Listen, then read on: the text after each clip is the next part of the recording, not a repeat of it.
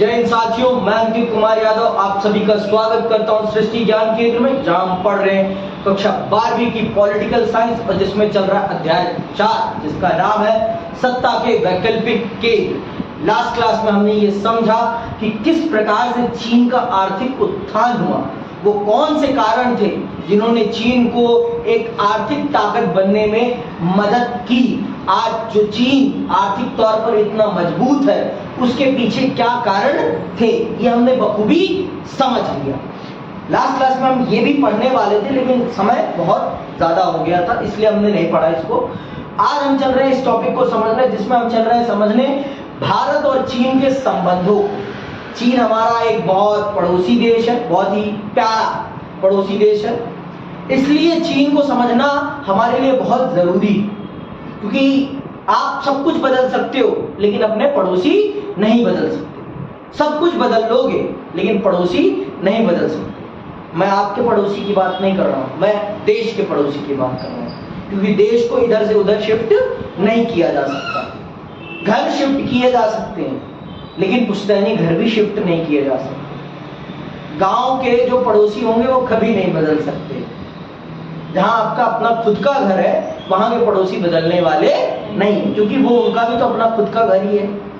यहाँ ये दिल्ली में जो हम सरकारी घरों में रह रहे हैं, यहाँ के पड़ोसी जरूर बदले जा सकते हैं लेकिन वहां के पड़ोसी नहीं बदले जा सकते, और भारत खासकर अपना पड़ोसी नहीं बदल सकता है। तो आप जानते हैं भारत के दो बड़े प्यारे पड़ोसी देश हैं, एक है पाकिस्तान और एक है, ठीक है, ये हमसे ही निकला है, ये तो हमसे ही निकला है। ये एक अपने आप में एक देश था, ठीक, ये तो पहले से ही देश था। ये आजाद हुआ है कब? 1949 को, ठीक है। तो ये हमसे 2 साल बाद ही आजाद हुआ है, हमसे 2 साल बाद आजाद हुआ। शुरुआती सालों में हमारे और इसके रिश्ते बहुत अच्छे थे। 1947 से लेकर 1960 तक, 1947 से लेकर 1960 तक भारत और चीन के रिश्ते बहुत ही मधुर थे, बहुत ही अच्छे थे, कोई खटास नहीं थी। ये जो तिब्बत है ना, तिब्बत को चीन अपना अंग मानता है लेकिन भारत उसे चीन का अंग कदापि नहीं मानता। भारत इसे एक स्वतंत्र राज्य मानता है, एक स्वतंत्र राज्य मानता है और आज भी मानता है। समझ नहीं बात? भारत कभी भी तिब्बत को चीन का अंग नहीं मानता, और चीन ने तिब्बत पर आक्रमण करके तिब्बत को अपने नियंत्रण में ले लिया। तो वहां पे जो धार्मिक गुरु हैं दलाई लामा जी भारत में आकर शरण ले लेते हैं। तो चीन भारत पर यह आरोप लगाता है, क्या आरोप लगाता है? कि आपने हमारे घरेलू मामले में इंटरफेयर किया है और आपने हमारे विरोधी को अपने देश में शरण दी है। समझ नहीं बात? भारत पर यह आरोप लगाता है और भारत पर यह आरोप लगाते हुए कहता है कि आपने पंचशील समझौते का उल्लंघन किया है, आपने पंचशील समझौते का उल्लंघन किया। और 1962 में वो भारत पर हमला कर देता है। बताऊंगा अभी। भारत पर वो हमला कर देता है और भारत पर हमला कर देता है। उसके बाद दुर्भाग्यवश हम इस युद्ध में जीत नहीं पाते। दुर्भाग्यवश हम इस युद्ध में जीत नहीं पाते क्योंकि हमने कभी नहीं सोचा था कि चीन हमला करेगा।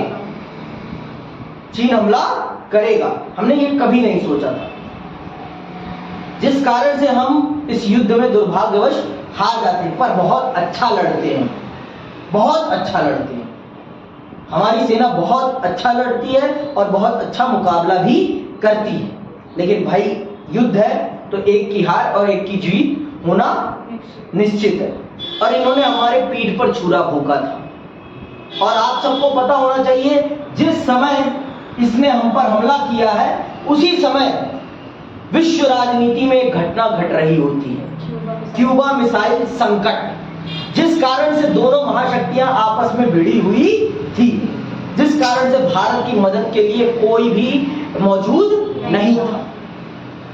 भारत की मदद के लिए दोनों महाशक्तियों में से कोई मौजूद नहीं था और पूरा विश्व उस समस्या में जूझ रहा था, जिस कारण से भारत पर हमला कर पाने में चीन सफल हो जाता है। समझ में आई बात? भारत पर चीन हमला कर पाने में सफल हो जाता है और फिर युद्ध समाप्त होता है और फिर चीन अपनी पुरानी स्थिति में चला जाता है। लेकिन इस चीज ने भारत और चीन के रिश्ते में एक बहुत बड़ा प्रश्न चिन्ह खड़ा कर दिया, बहुत बड़ा प्रश्न चिन्ह खड़ा कर दिया।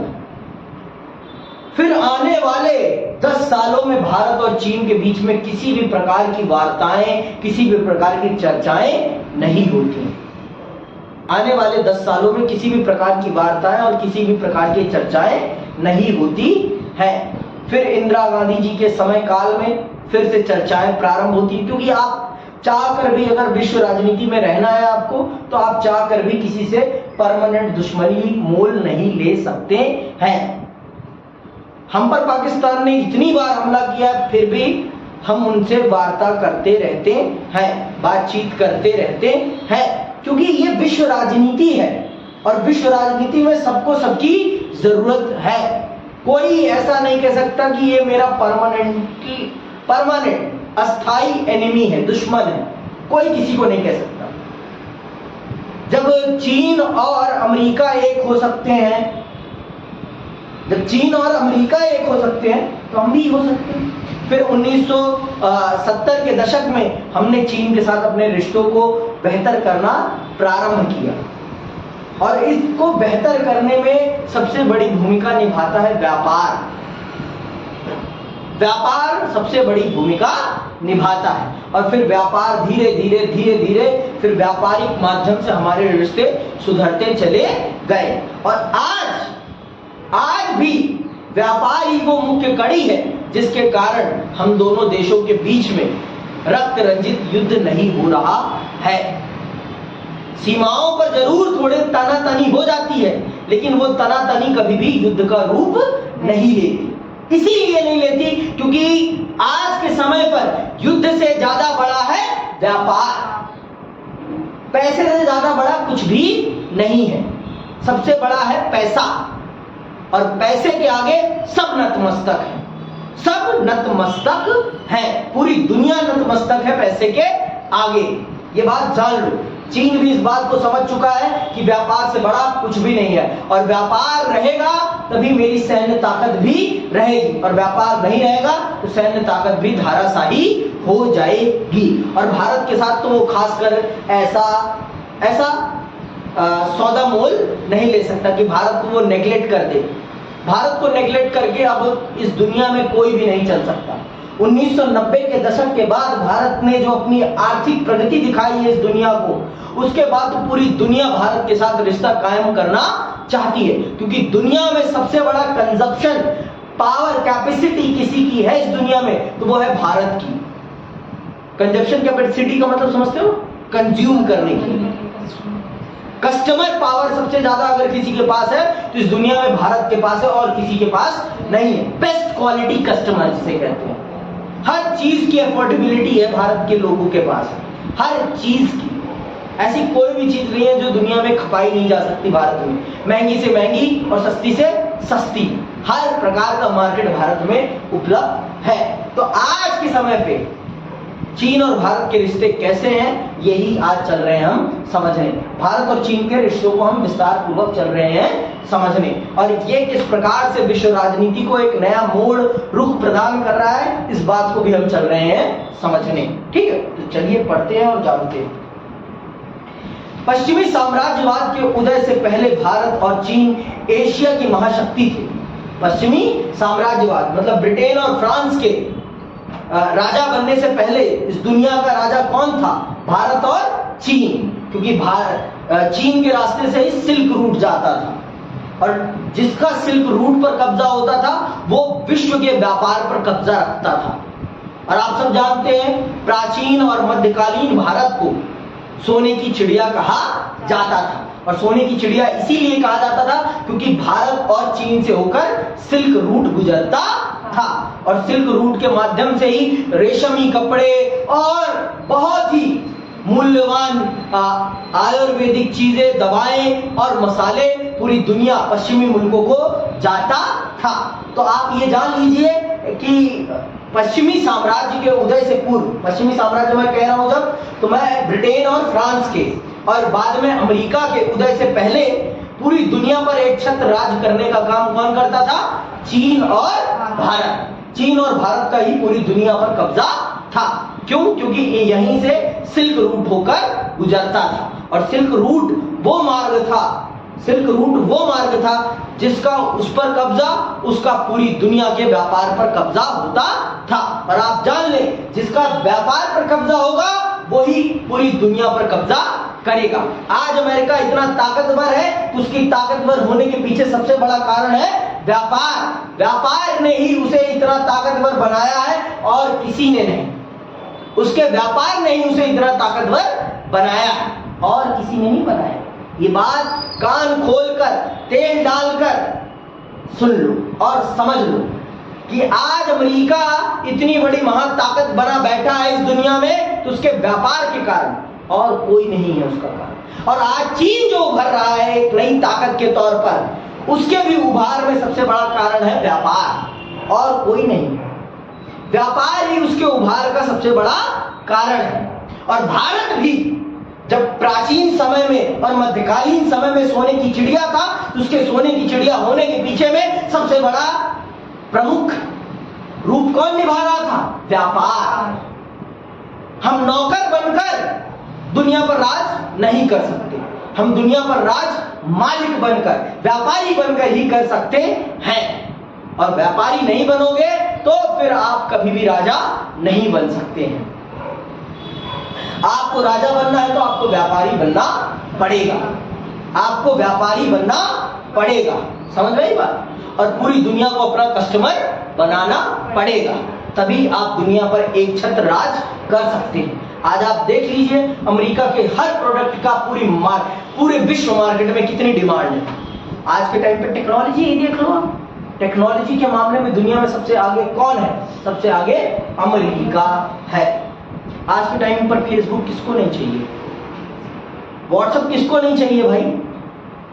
आज के टाइम पर इंस्टाग्राम कौन नहीं यूज कर रहा है? स्नैपचैट कौन नहीं यूज कर रहा है? टेलीग्राम कौन यूज नहीं कर रहा है? बताओ मुझे आप। यूट्यूब कौन यूज नहीं कर रहा? गूगल कौन यूज नहीं कर रहा? आप मुझे बताओ। बस चीन को छोड़कर सब यूज कर रहे हैं, चीन को छोड़कर सब यूज कर रहे हैं। चीन अपने देश में अलाउड नहीं करता। तो अब आपको समझ में आया चीन की ताकत क्या है? चीन कभी भी दूसरे देशों के एंड्रॉयड फीचर्स को अपने देश में काम करने नहीं देता। चीन ने अपना एक अलग सिस्टम बना रखा है। चीन का अपना खुद का एक सिस्टम है, पैरेलल सिस्टम है। गूगल जैसा ही उन्होंने अपना खुद का बना रखा है।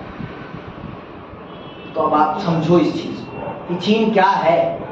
चीन एक बहुत बड़ी ताकत इसलिए है क्योंकि चीन अपने विचारों पर काम करता है, अपनी विचारधारा में काम करता है, अपनी भाषा में काम करता है। किसी और के विचार में, किसी और की भाषा में, किसी और के दबाव में काम नहीं करता। पर हमारा ऐसा नहीं है, हमारा ऐसा नहीं है। हम अपनी भाषा में ही काम नहीं करते। हमारे देश में सबसे बड़ी दिक्कत है कि अपनी भाषा को ही हम एक दूसरी भाषा से रिप्लेस करना चाहते हैं।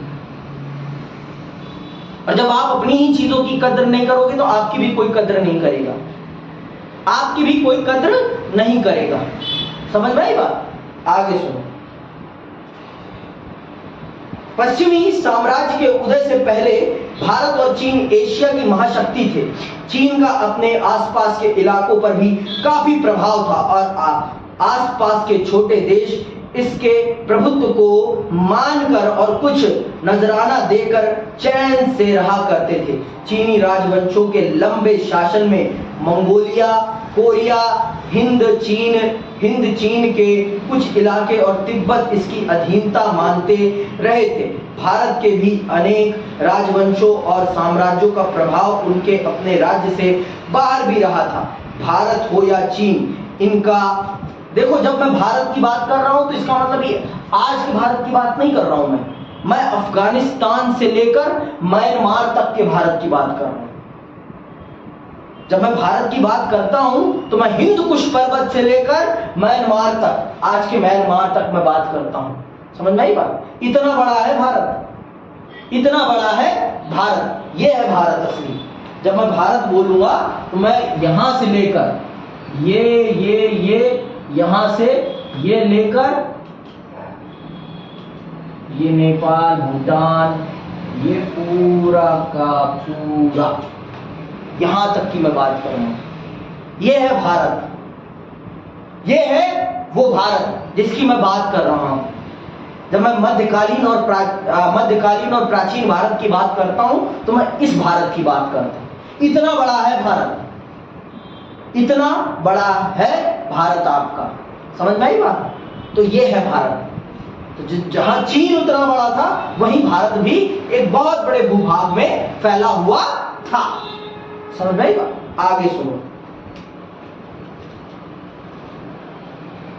भारत के भी अनेक राजवंशों और साम्राज्यों का प्रभाव अनेक अपने राज्य से बाहर भी रहा था। भारत या हो या चीन, इनका प्रभाव सिर्फ राजनीतिक नहीं था, या यह आर्थिक, धार्मिक और सांस्कृतिक भी था।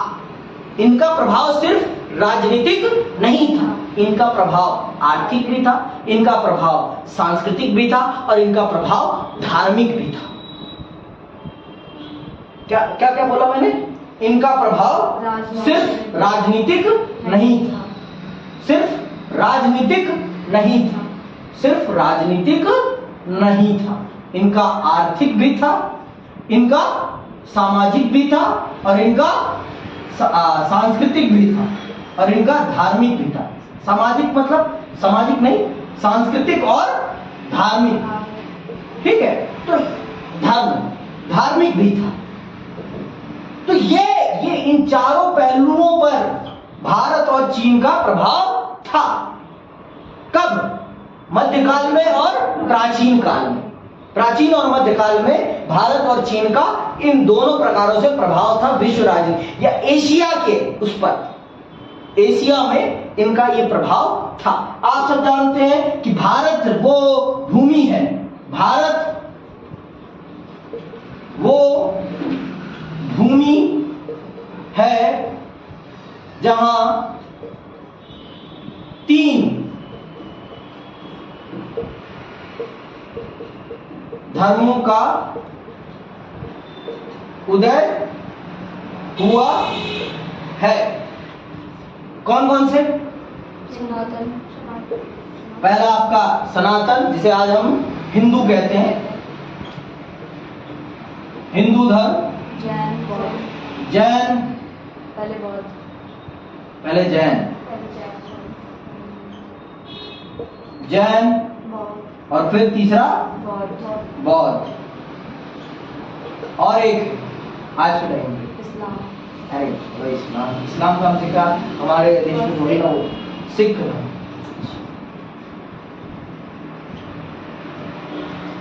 इन 3 धर्मों का उदय, इन 4 धर्मों का उदय भारत में हुआ है। लेकिन चीन से जो हमारा संबंध जुड़ता है, इससे जुड़ता है।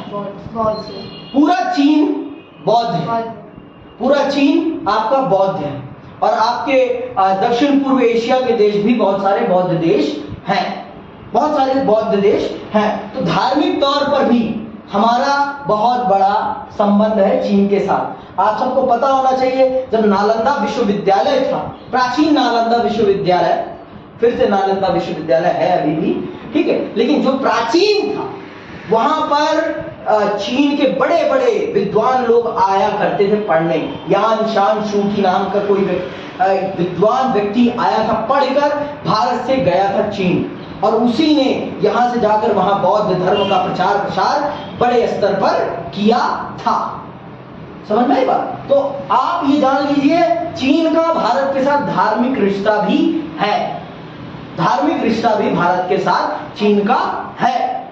समझ में आई बात? क्योंकि इस धर्म का उदय भारत में ही हुआ है, भारत और नेपाल में ही हुआ है। तो भारत के साथ चीन का सिर्फ आज के समय की बात कर रहा हूं, तो सिर्फ आर्थिक नहीं है, धार्मिक भी है। और धर्म बहुत बड़ी चीज है। समाज के अंग में धर्म से बड़ा लोगों के लिए कुछ भी नहीं होता। धर्म एक बहुत बड़ी चीज है, पर आज के समय में धर्म से ऊपर है अर्थ। अर्थ सबसे बड़ा, अर्थ मतलब पैसा। समझ नहीं बात? तो ये बातें आप जान लीजिए। भारत और चीन का प्राचीन और मध्यकालीन समय काल में सिर्फ राजनीतिक प्रभाव नहीं था, आर्थिक भी था, धार्मिक भी था और सांस्कृतिक भी था। ठीक है, पर चीन और भारत अपने प्रभाव क्षेत्रों के मामले में कभी नहीं टकराए थे। इसी कारण दोनों के बीच राजनीतिक और सांस्कृतिक प्रत्यक्ष संबंध सीमित ही थे। परिणाम यह हुआ कि दोनों देश एक दूसरे को ज्यादा अच्छी तरह से नहीं जान सके, और जब 20वीं सदी में दोनों देश एक दूसरे से टकराए तो दोनों को ही एक दूसरे के प्रति विदेश नीति विकसित करने में मुश्किल आई। हम कभी भी प्राचीन और मध्यकालीन समय में एक दूसरे से कभी नहीं टकराए, क्योंकि हमारे बीच में एक बहुत बड़ी हिमालयी रेखा थी और हम कभी टकराने की उसमें आए ही नहीं। हमें टकराने की कभी जरूरत पड़ी ही नहीं, क्योंकि बहुत विकराल हिमालयी पर्वत श्रृंखला है और उसको पार करना बहुत ही विकट काम है, बहुत ही विकट काम है। बहुत ही कम लोग भारत पहुंच पाते थे चीन से। बहुत ही विकट काम है, बहुत ही परिश्रमिक काम है। लेकिन जब आधुनिकता आई तो उसके बाद लोगों के अंदर और अभिलाषाएं पैदा हुई। जब लालच इंसान के अंदर आता है ना, तो लालच इंसान का विनाश भी लाता है। लालच इंसान का विनाश भी लाता है, ये बात जान लो आप। तो यही चीज चीन के साथ भी होती है। चीन बहुत लालची है, चीन बहुत लालची है, हद से ज्यादा लालची है, ये तो है। इस चीज को तो मना कोई कर ही नहीं सकता। आगे सुनो, आगे क्या कहता है। अंग्रेजी राज से भारत के आजाद होने और चीन द्वारा विदेशी शक्तियों को निकाल बाहर करने के बाद यह उम्मीद जागी थी कि ये दोनों मुल्क साथ आकर विकासशील दुनिया और खास तौर से एशिया के भविष्य को तय करने में महत्वपूर्ण भूमिका निभाएंगे। कुछ समय के लिए हिंदी चीनी भाई भाई का नारा भी लोकप्रिय हुआ। सीमा विवाद पर चले सैन्य संघर्ष ने इस उम्मीद को समाप्त कर दिया।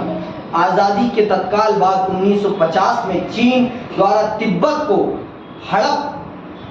को हड़पने तथा भारत चीन सीमा पर बस्तियां बनाने के फैसले से दोनों देशों के बीच संबंध एकदम गड़बड़ हो गए। भारत और चीन दोनों देश अरुणाचल प्रदेश के कुछ इलाकों और लद्दाख के अक्साई चीन क्षेत्र पर प्रतिस्पर्धी दावों के चलते 1962 में लड़ पड़े। तो इस प्रकार से 1950 के दशक में तिब्बत पर चीन का कब्जा और अरुणाचल प्रदेश के कुछ क्षेत्रों को अपना बताया जाना और लद्दाख के अक्साई चीन पर अपना कब्जा करना और भारतीय सीमा रेखाओं पर बस्तियां बनाना इन दोनों देशों के मधुर संबंधों को बर्बाद कर देता है। और इसके बर्बादी के पीछे चीन की साम्राज्यवादी नीति है, विस्तारीकरण की नीति है कि सब कुछ मेरा है। ये जो सब कुछ मेरा की भावना है ना, ये भावना कभी भी समाज में शांति नहीं लाती। समाज में शांति तब आ सकती है जब समाज में आपके अंदर ये भावना पैदा हो कि हम सब एक हैं और हम सब का सब कुछ है। हम सब का सब कुछ है, सिर्फ मेरा ही सब कुछ नहीं, हम सब का सब कुछ है। एक दिन यहां से मर के ही जाओगे, रहोगे नहीं कभी भी यहां पर। मरना तो सबको है, तय है। तो क्या मतलब है इतना हड़प करने का? आप अपनी सुख सुविधा भरा जीवन जिए, कोई मना नहीं करता, लेकिन हड़पने की क्या जरूरत है? दूसरे की सीमा को अपनी सीमा बताने की क्या जरूरत है? दूसरे के क्षेत्र को अपनी क्षेत्रीय सीमा बताने की क्या जरूरत है? भारत और चीन के अगर मधुर संबंध वैसे ही बने होते जैसे पंडित नेहरू चाहते थे, तो आज हम दुनिया की पहली ताकत बन गए होते। आज हम दुनिया की पहली ताकत बन गए होते। और हम दोनों ने एक दूसरे के विकास में इतना मदद कर दी होती कि हम दोनों कहीं और निकल जाते। क्योंकि जितना हमने अपनी सेना पर खर्च किया, अगर वही पैसा हमने अपने विकास पर खर्च किया होता तो सोचो आप, सेना पर लगाया गया पैसा अगर वही विकास पे लग जाता तो क्या होता? विकास की गति और प्रगति बहुत तेज हो जाती, बहुत तेज हो जाती। समझ में आई बात? और हमारा मूर्ख पड़ोसी पाकिस्तान भी कुछ सीख लेता, ये पड़ोसी भी कुछ सीख लेता। इसको भड़काने में आज के टाइम पर देखो 1947 से लेकर 1999 तक, 99 क्यों कह रहा हूं, 2001 तक, 2001 तक, 2001 क्यों कह रहा हूं मैं? क्यों कह रहा हूं मैं? नहीं याद है? पक्का?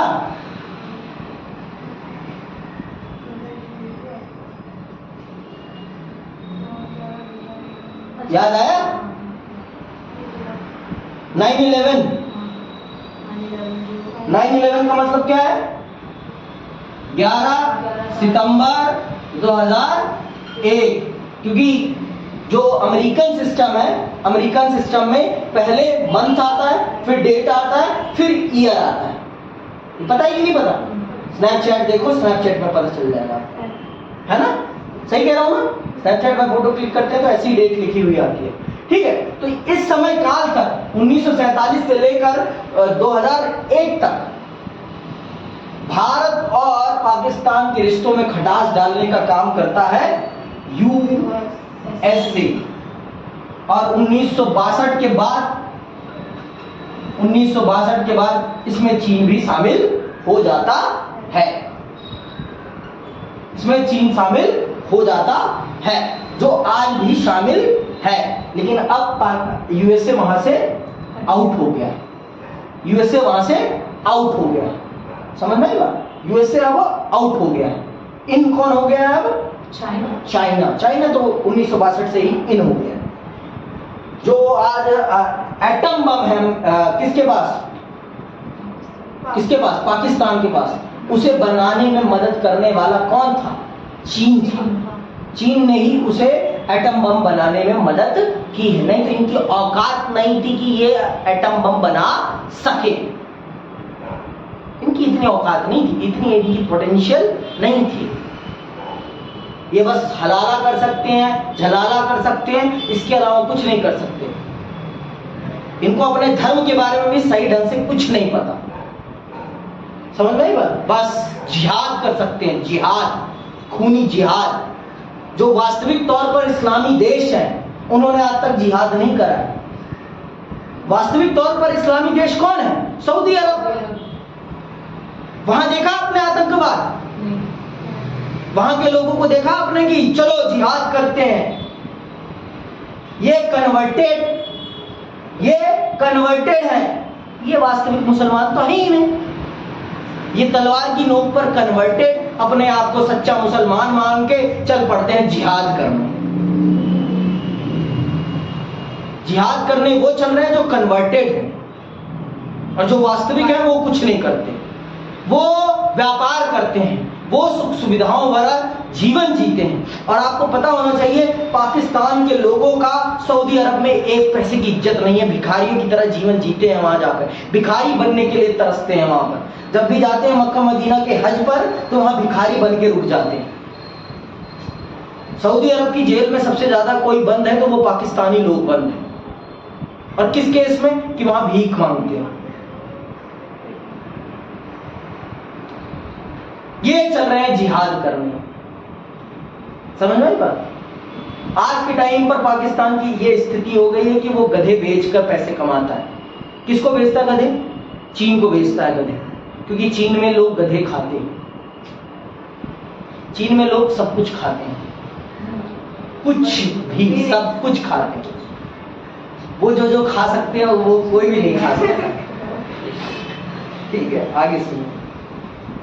1962 के युद्ध में भारत को सैनिक पराजय झेलनी पड़ी और भारत चीन संबंधों पर इसका दीर्घकालिक असर हुआ। 1976 तक दोनों देशों के बीच कूटनैतिक संबंध समाप्त ही रहे। ये अंडरलाइन करके रखना। कब तक? 1962 से लेकर 1976 तक। 1976 तक इमरजेंसी के समय काल में स्थितियां समान होती हैं। पता है ना इमरजेंसी कब से कब लगी है? हाँ, कब से कब है? 1975 से लेकर 1977 तक। ठीक है, ये 18 महीने हैं। ठीक है, 18 महीने तक इमरजेंसी रहती है देश में। ठीक, तो दोनों देशों के बीच में कूटनैतिक संबंध समाप्त रहते हैं। ठीक है, 1976 तक दोनों देशों के बीच कूटनैतिक संबंध समाप्त ही रहे। इसके बाद धीरे धीरे दोनों देशों के बीच संबंधों में सुधार हुआ। 1970 के दशक के उत्तरार्ध में चीन का राजनीतिक नेतृत्व बदला। चीन की नीति में भी अब वैचारिक मुद्दों की जगह व्यवहारिक मुद्दे प्रमुख होते गए। इसीलिए चीन भारत के साथ संबंध सुधारने के लिए विवादास्पद मामलों को छोड़ने को तैयार हो गया। इनको अंडरलाइन कर लो। 1981 में सीमा विवाद को दूर करने के लिए वार्ताओं की श्रृंखलाएं भी शुरू की गई। शीत युद्ध की समाप्ति के बाद से भारत चीन संबंधों में महत्वपूर्ण बदलाव आया है। अब इनके संबंधों का रणनीतिक ही नहीं आर्थिक पहलू भी है। अब आर्थिक पहलू ही सबसे बड़ा पहलू है। आज के समय पे भारत और चीन के संबंधों पर सबसे बड़ा पहलू, अगर सबसे बड़ा प्रभाव किसी चीज का है तो वो है व्यापार का, आर्थिक तंत्र का। क्योंकि चीन को ज्यादा फायदा है, हमको कम है। चीन ज्यादा पैसे कमाता है भारत से। तो अगर नुकसान होता है किसी का भारत के साथ रिश्ता तोड़ने में तो वो किसका होता है? चीन का। लेकिन हमें भी नुकसान होगा। हमारे पास, हम अभी तक बहुत सारी चीजें बना नहीं पाते जो कि हम चीन से इंपोर्ट करते हैं। हम चीन से इंपोर्ट करते हैं। दोनों ही खुद को वैश्विक राजनीति की उभरती शक्ति मानते हैं और दोनों ही एशिया की अर्थव्यवस्था और राजनीति में महत्वपूर्ण भूमिका निभाना चाहेंगे।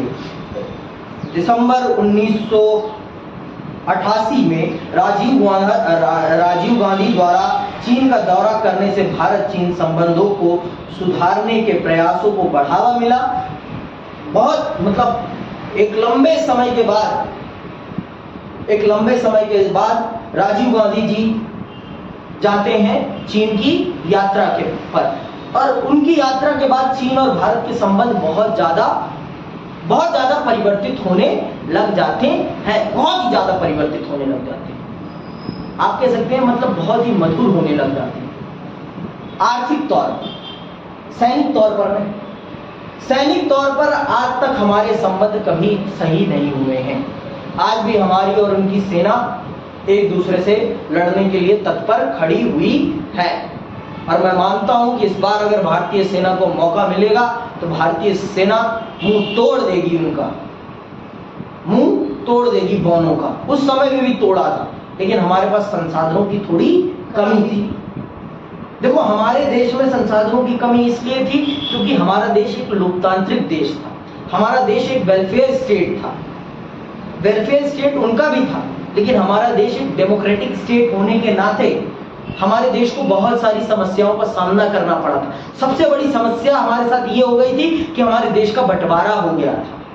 हमारे देश के बंटवारा होने के कारण हमारे देश के संसाधनों का भी विभाजन हुआ था। हमारी सेना का विभाजन हुआ था, हमारे हथियारों का विभाजन हुआ था, हमारी बहुत सारी चीजों का विभाजन हुआ था, जो कि हमारी कमजोरी का एक बड़ा कारण बन गया था।